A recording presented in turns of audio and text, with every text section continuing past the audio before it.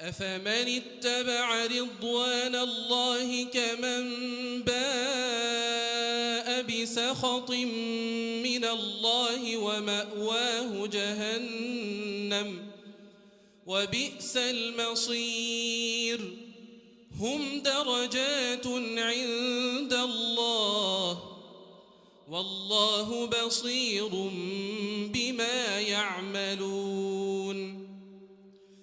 لقد من الله على المؤمنين إذ بعث فيهم رسولا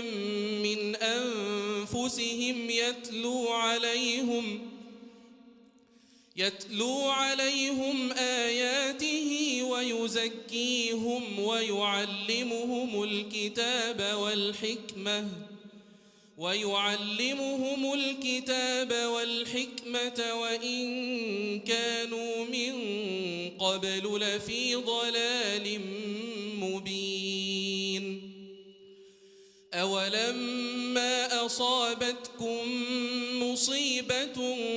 قد أصبتم مثليها قلتم أنى هذا قل هو من عند أنفسكم إن الله على كل شيء قدير